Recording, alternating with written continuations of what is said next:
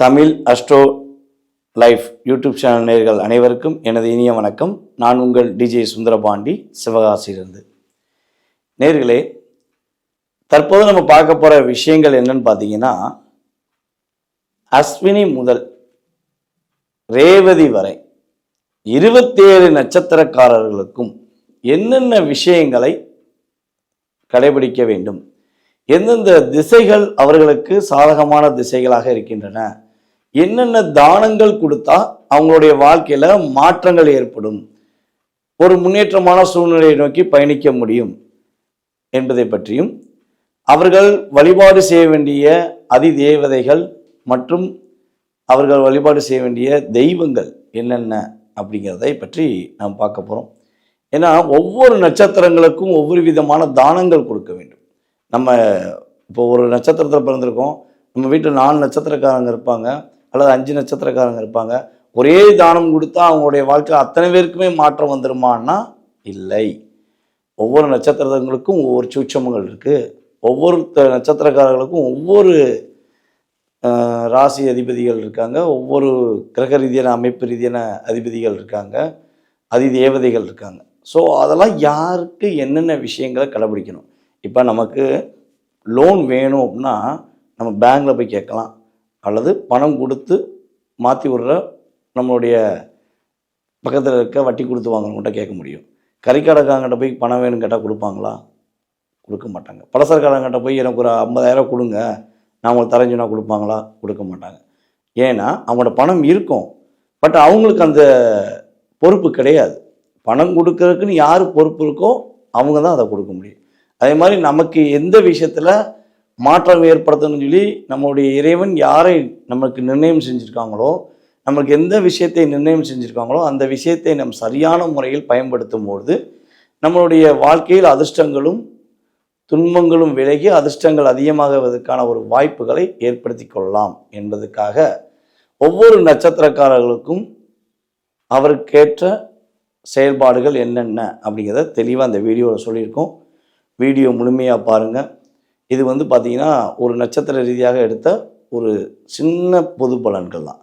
நிறைய இருக்குது. ஒரு நட்சத்திரம் கடைபிடிக்க வேண்டிய விஷயங்கள், ஒரு நட்சத்திரக்காரர்கள் கடைபிடிக்க வேண்டிய விஷயங்கள், மிக அதிகமான விஷயங்கள் இருக்குது. அதில் உங்களுக்கு ஒரு பயனுள்ள விஷயங்களை எடுத்து உங்களுக்கு இந்த வீடியோவில் சொல்லியிருக்கேன். ஸோ வீடியோ முழுமையாக பாருங்கள். உங்களுடைய வாழ்க்கையில் மிகப்பெரிய மாற்றங்கள், நீங்கள் செய்கின்ற தானங்கள் மூலமாக உங்களுக்கு மிகப்பெரிய மாற்றங்களும் முன்னேற்றங்களும் கிடைக்க வேண்டும் என எல்லாம் வல்ல இறைவனை வேண்டிக் கொண்டு உங்களுக்கு இந்த வீடியோவை பதிவு போடுறேன்.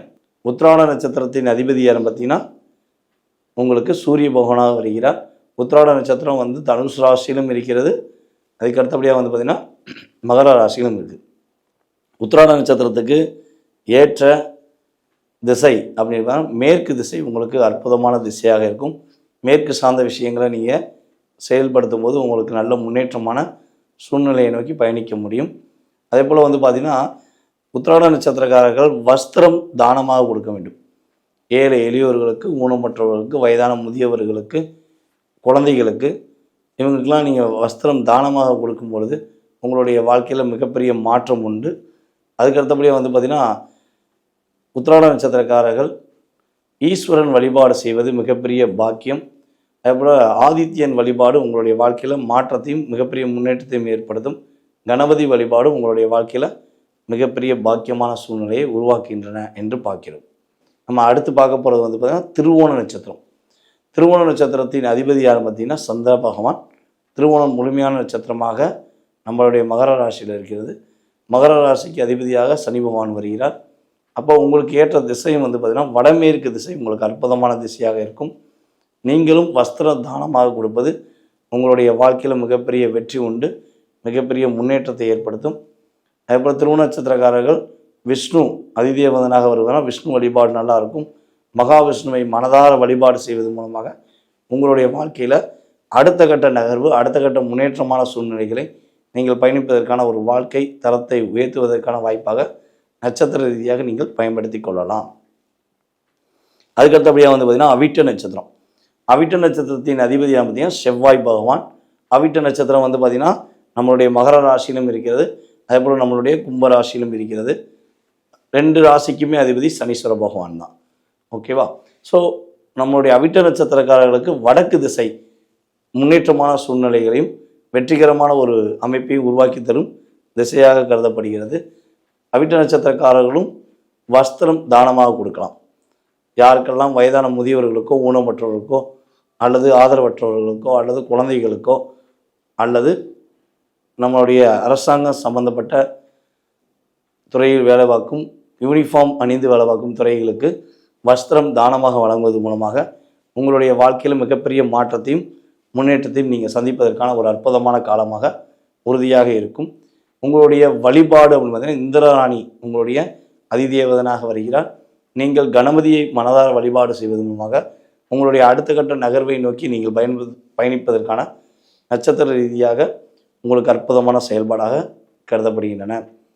நேயர்களே, தற்போது வரை உங்களுடைய நட்சத்திர ரீதியாக நீங்கள் செய்ய வேண்டிய தானங்கள் மற்றும் வழிபாடுகள் என்பதை மிக உங்களுக்கு துல்லியமாக கணித்து குறிப்பிட்டிருக்கிறேன். நீங்கள் இந்த வீடியோ பார்த்துருக்கவங்க கட்டாயமாக அதை கடைபிடிங்க. இது ஒரு பொதுவான பலன்கள், ஆனால் வாழ்க்கையில் மாற்றத்தை ஏற்படுத்தக்கூடிய பலன்களாக உறுதியாக இருக்கும்.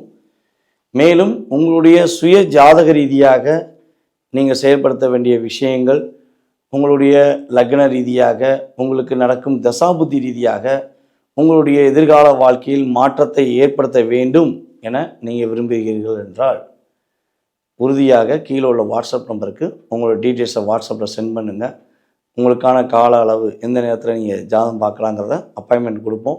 ஸோ அதற்கான கட்டணத்தை செலுத்திய பிறகு உங்களுக்கு முன்பதிவு செய்து ஜாதக பலன் மிக துல்லியமாக தெளிவாக எடுத்துரைக்க ஸ்ரீ பாலாம்பிகா ஜோதிட ஆராய்ச்சி மையம் சார்பாக உங்களுக்கு உதவி செய்கிறேன் என குறிப்பிடுகிறேன். மேலும் ஜாதகமே இல்லை, என்னுடைய எதிர்காலத்தை தெரிஞ்சுக்கிற முடியாதா, என்னோட வாழ்க்கையில் ஒரு மாற்றம் ஏற்படாதா அப்படின்னு சொல்லி மனசுக்குள்ள கேள்விகள் யாருக்கும் இருக்குன்னா கவலைப்பட வேண்டாம். உங்களுக்கும் உங்களுடைய எதிர்காலத்தை கணித்து கூற உறுதியாக முடியும்.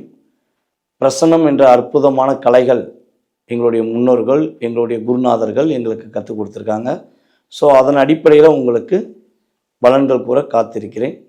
ஜாதகம் இல்லாதவர்களும் பலன்கள் தெரிஞ்சுக்கலாம். வாஸ்து ரீதியான குறைபாடுகள் ஏதேனும் இருக்குது, இந்த வீட்டுக்குள்ளே போனதுலேருந்தே எனக்கு பிரச்சனையாக இருக்குது, எனக்கு பெரிய ஒரு மன அழுத்தத்தை கொடுக்குது அப்படின்னு சொல்லி வாஸ்து ரீதியான பிரச்சனைகளிலிருந்தும் நீங்கள் விடுபெற உறுதியாக எங்களை தொடர்பு கொள்ளலாம். வாய்ப்பளித்த நல்ல உள்ளங்களுக்கும் மேலும் இந்த வீடியோவை பார்த்து கொண்டும் எங்களை மேலும் மேலும் ஆதரவு கொடுத்து கொண்டிருக்கும் நமது நேயர்கள் அனைவருக்கும் எனது இனிய வணக்கத்தையும் பணிவான நன்றியும் கூறி விடைபெறுகிறேன். அடுத்த வீடியோவில் உங்களை சந்திக்கும் வரை தற்போது விடைபெறுகிறேன். நான் உங்கள் டிஜே சுந்தரபாண்டி, சிவகாசியிலிருந்து. நன்றி, வணக்கம்.